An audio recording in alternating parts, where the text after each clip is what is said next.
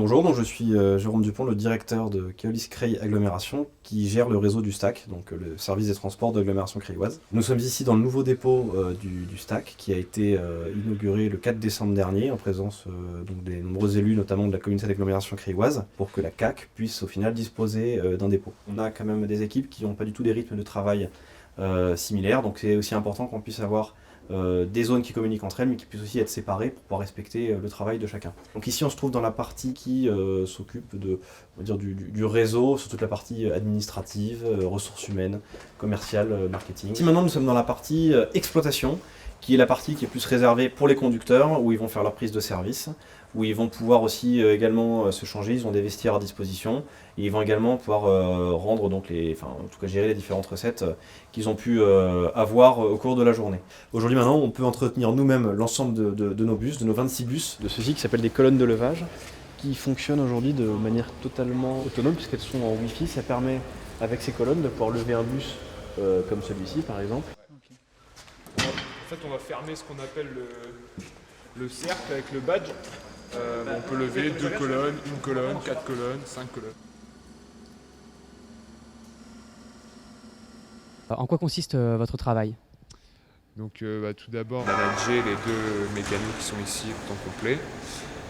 Ensuite, respecter les plannings, surtout les mines. Et ensuite, veiller à on va dire, tout ce qui est propreté, sécurité, environnement du garage. Le bus qui est derrière nous, là, qu'est-ce que vous êtes en train de faire dessus ? Le pont arrière qui a cassé.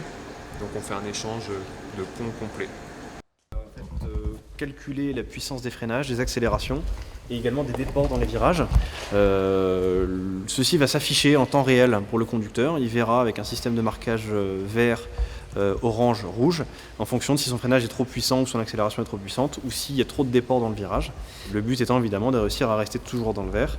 Il a une partie en temps réel, donc qui s'affiche instantanément, et puis une partie qui sera le cumul depuis le début de la journée.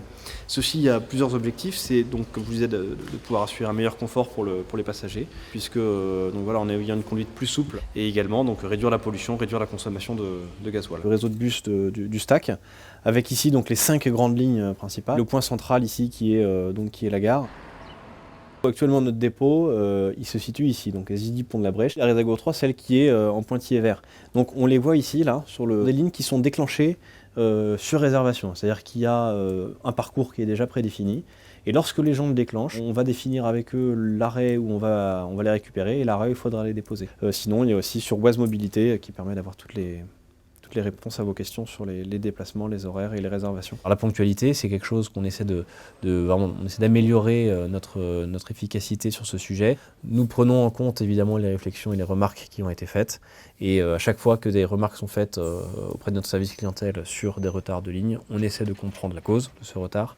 Mais également, il y a aussi des choses sur lesquelles nous n'avons pas la main, comme la circulation évidemment en ville, les stationnements des voitures qui peuvent nous déranger pour circuler.